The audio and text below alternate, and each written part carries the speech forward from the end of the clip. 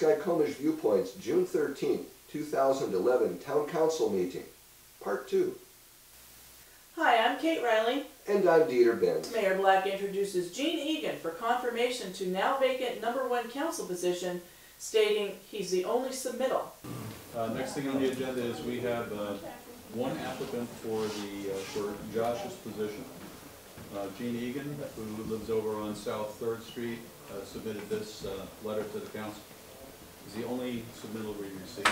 Councilmember Henry Sladek immediately steps up to the pump, taking exception to the mayor's statement. I understand that there was somebody else who is interested. It's obvious Mayor Black wants Gene Egan seated on council this evening.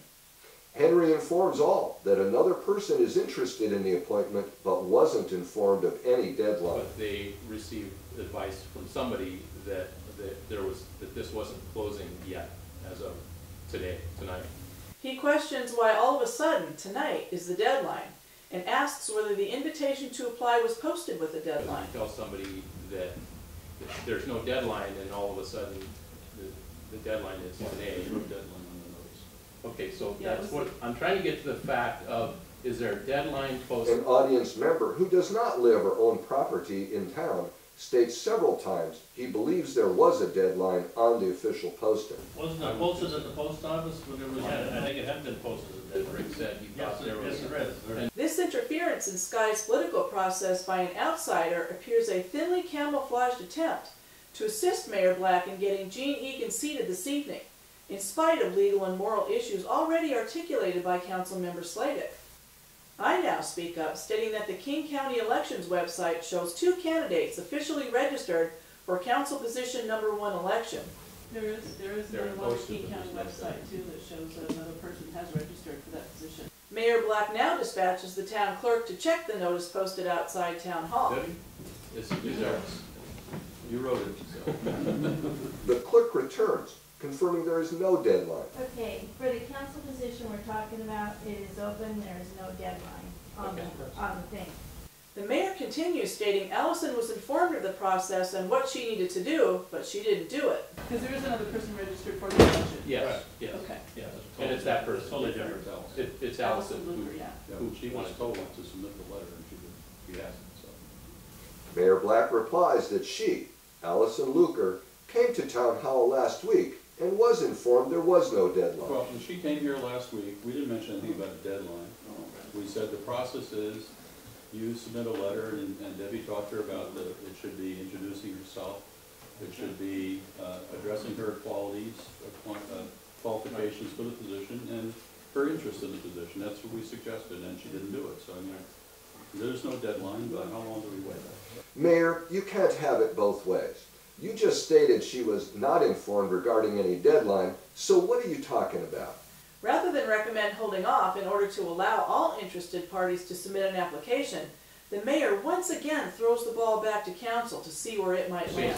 Council, it's up to you. I mean, how do you want to handle the situation? Want to wait for this person to submit a letter if they decide to? Or? Finally, Councilmember Janasz agrees and suggests a deadline to be set for the Friday before the next council meeting and a letter sent to Ms. Luker informing her.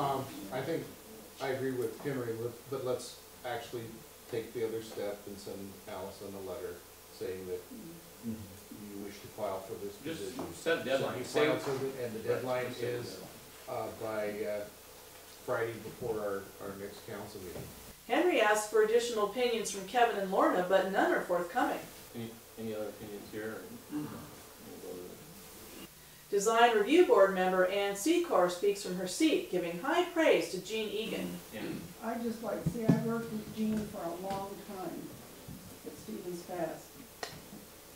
He's a man of honor, he does an excellent job, he came prepared, and he's fun and easy to get along with. We ourselves believe that Mr. Egan could potentially be the brightest, best educated, and most highly accomplished council candidate Sky has ever seen. But that's not the issue here this evening. The issue is whether Allison Luker's hand will continue to be dealt from the bottom of the deck or not. There's a real push to get Gene Egan seated tonight. Who's really driving this bus and why?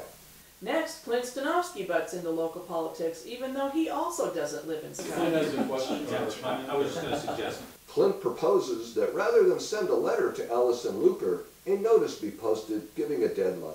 Rather than send Allison directly a letter, if you're gonna establish a time, why don't you post it, just like you Yeah. post it, it's Yeah. just absolutely consistent for Sounds like that would benefit Gene Egan in the actual election. Next, Henry apologizes to Egan, explaining that this isn't about his personal qualifications, but rather it's about process and giving people a fair chance. So let's move on to I the apologize next for, topic. Yeah, me too. I mean, it's not, and again, you realize it's not about your personal qualifications or any of that, it's that we have to follow the process. I mean, if you give people a fair chance of notice, that's all you can do. We were surprised Mr. Egan himself didn't insist that confirmation be delayed until all interested parties had an opportunity to apply and be considered. We don't know what candidate Luker will do, but a hearty thanks to Henry Sladek for taking the high moral ground and sticking to it. Thanks for taking your valuable time. I'm Kate Riley. And I'm Dieter Benz.